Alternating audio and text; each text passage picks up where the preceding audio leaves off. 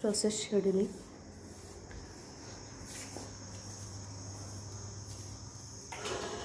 So first is CPU scheduling.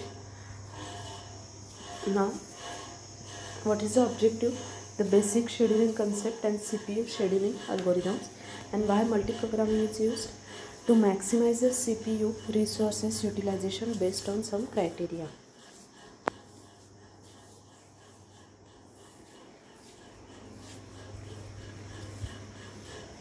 Next is first one is CPU scheduling. So process execution. So CPU bound programs tend to have a few very long CPU bursts.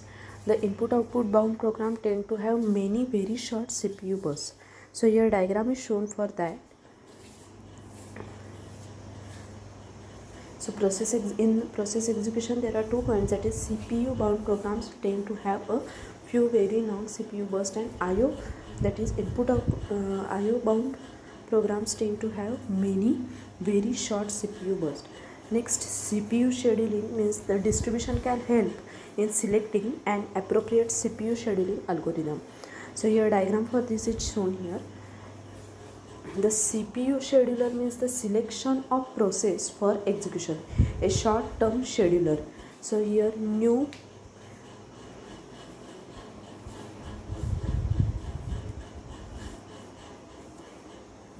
non-preemptive scheduling. In CPU scheduling there is one type, that is non-preemptive scheduling.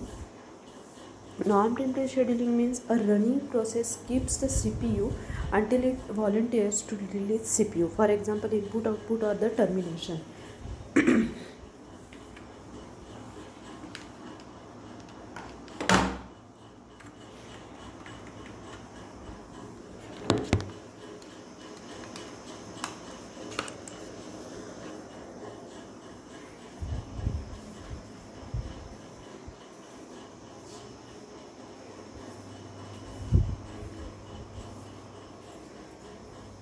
For example, IO or termination. Advantage is that easy to implement at the cost of service response to other processes. For example, Windows 3.1. Then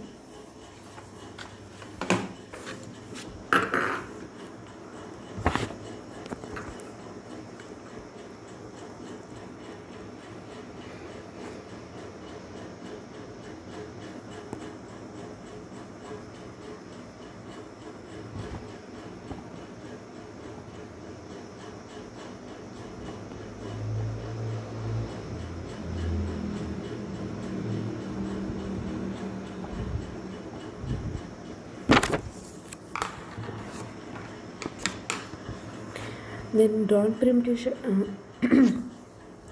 CPU scheduling, again primitive scheduling. Beside the instances from the non-preemptive scheduling, the CPU scheduling offers whenever a process becomes ready or the running process leaves the running state. So issue involved is that protection of the resources such as input-output queues or the shared data, especially for multiprocessor or real-time system. So the synchronization, for example, interrupts and system calls.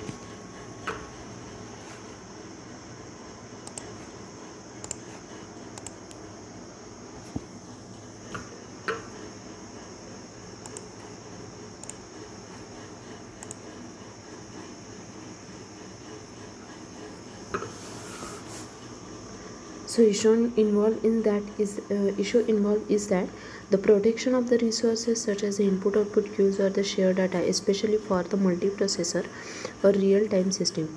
So synchronization, for example, interrupts and system calls. Next, CPU scheduling. So in dispatcher, the functionality of this is that the switching context, switching to the user mode, restarting a user mode. Next, dispatch latency. For that, stop a process, it must be fast, and start the process. Then next, scheduling criteria.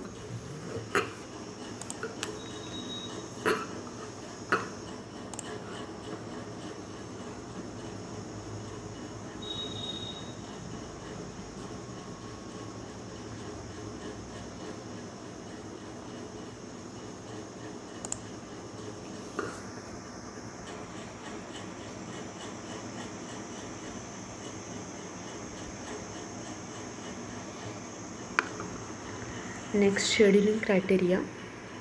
Now, why scheduling criteria? There are different scheduling algorithms. It may favor one class of the process over another.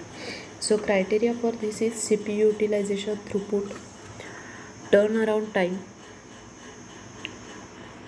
completion T start, waiting time, that is waiting in ready queue, and response time means first response time.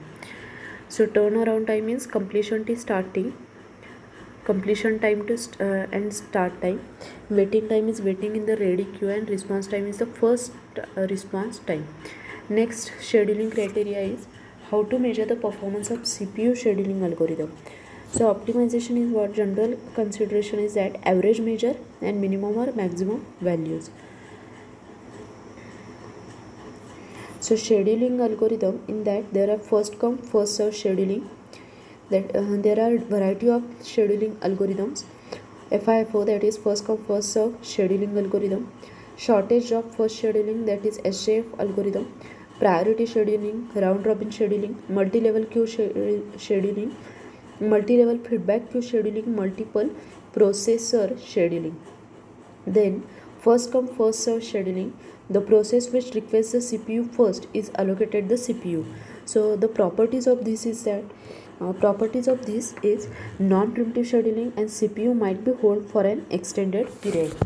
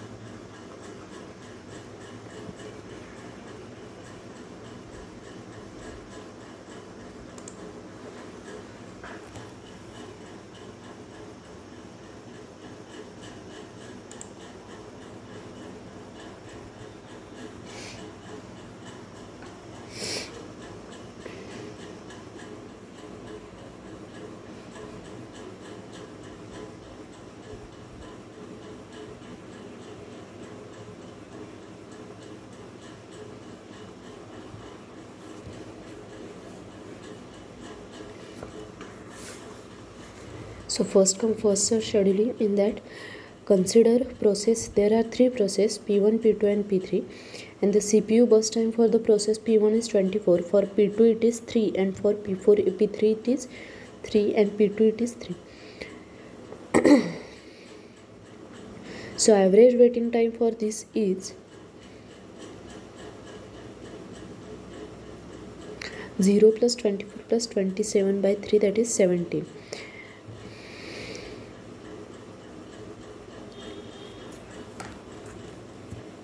So the average waiting time is highly affected by process CPU burst time.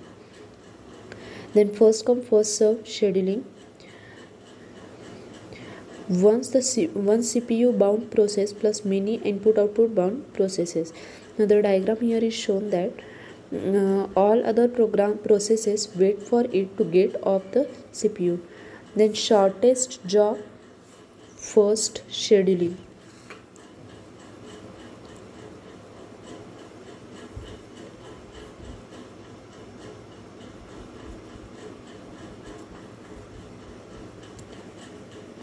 Non-preemptive SJF, so shortest next CPU burst time.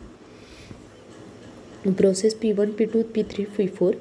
Also here CPU burst time is given for all these processes and average waiting time is calculated. Then next is shortest job first scheduling.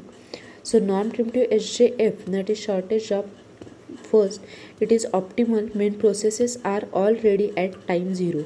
The minimum average waiting time, the prediction of the next CPU burst time, long-term scheduler, a specified amount at its submission time, short-term scheduler, exponential average, shortest job first scheduling, preemptive SJF, the shortest remaining. Here process P1, P2, P3, P4 is given.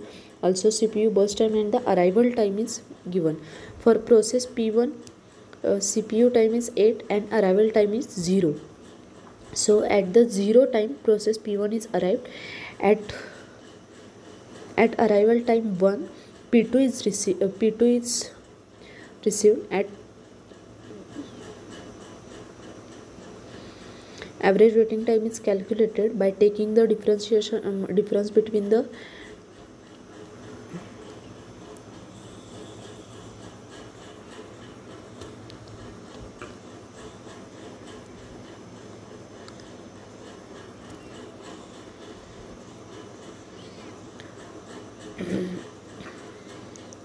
in shortest job first scheduling.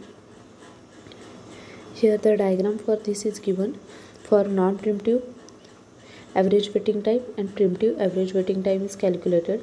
Then next is the priority scheduling. The CPU is assigned to process with the highest priority. The framework for the various scheduling algorithms. So FCFS, that is equal priority with tie breaking by CFS.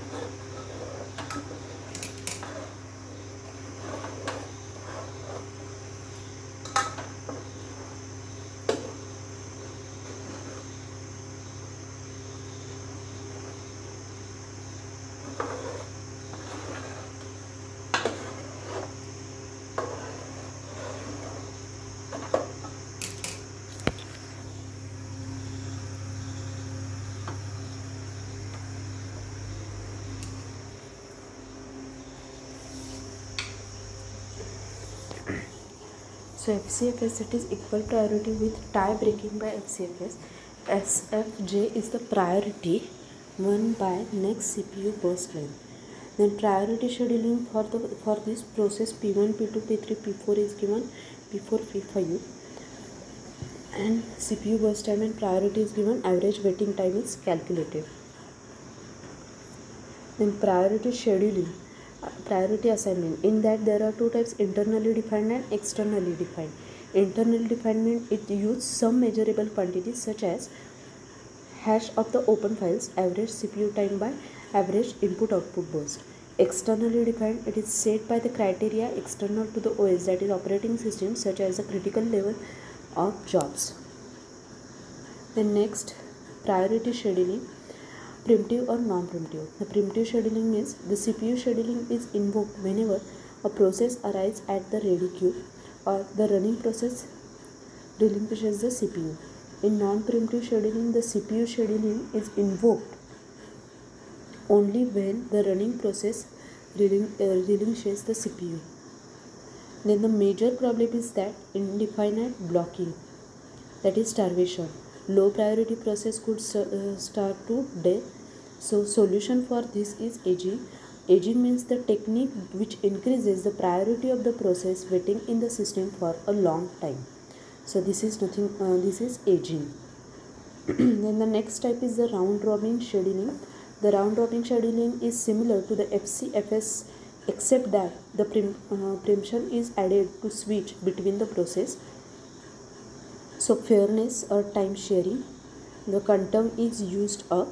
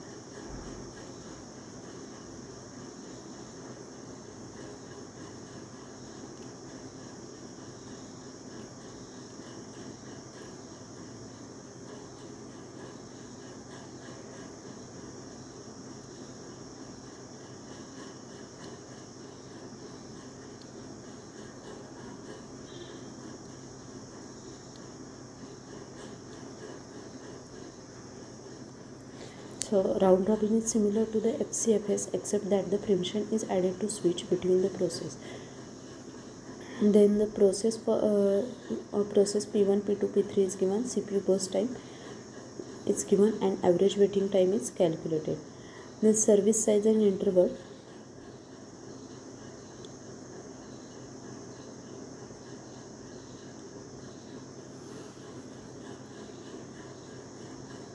This slide shows the turnaround time calculation of this process P1, P2 and P3. Then multi-level queue scheduling. The partition the ready queue into the several separate queues. That is, a process can be classified into different groups and permanently assigned to one queue. That is system process, interactive process and batch process. So intra-queue scheduling, it is independent choice of the scheduling algorithm. And inter-queue scheduling means it has a fixed priority preemptive scheduling. For example, foreground queues always have an absolute priority over the background queues. And the time slice between the queues, for example, 80% CPU is given to the foreground process and 20% to the background process. The multi-level feedback queue scheduling means it is different from the multi-level queue scheduling by allowing process to migrate among queues. Configurable parameters, the scheduling algorithm for each queue, the method to determine when to upgrade a process to higher priority queues, the method to determine when to demo a process to a lower priority queue, the method to determine which queue a newly ready process will enter.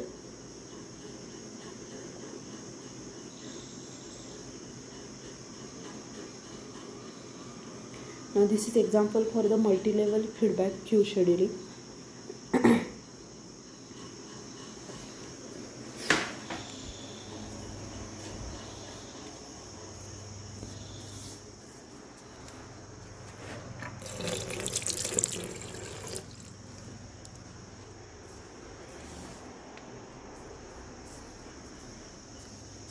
Then multiple processor scheduling.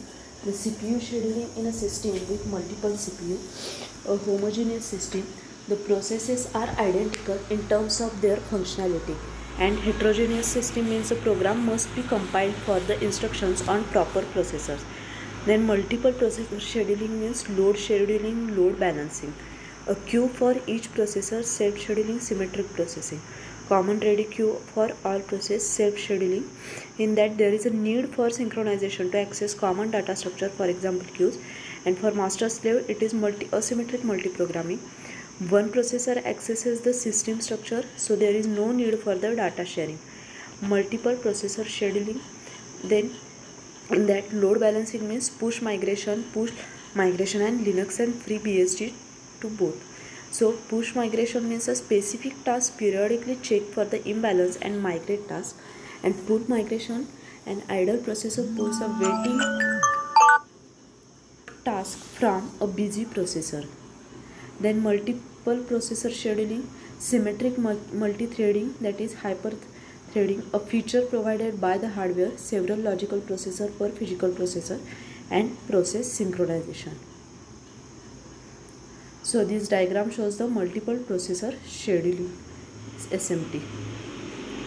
Operating system examples, the process local scheduling and system global scheduling.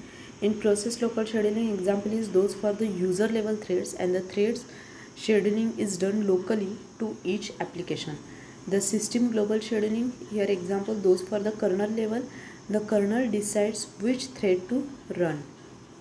The operating system example, again priority based process scheduling, in that it is a real time system, time sharing and interactive.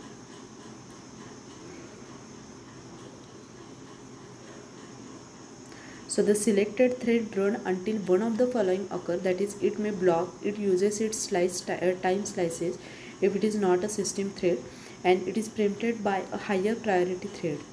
So round robin is used when several threads have the same priority. The operating system examples are priority based preemptive scheduling, this is for Windows XP, dispatcher, and a queue per priority level. So these are some of the examples.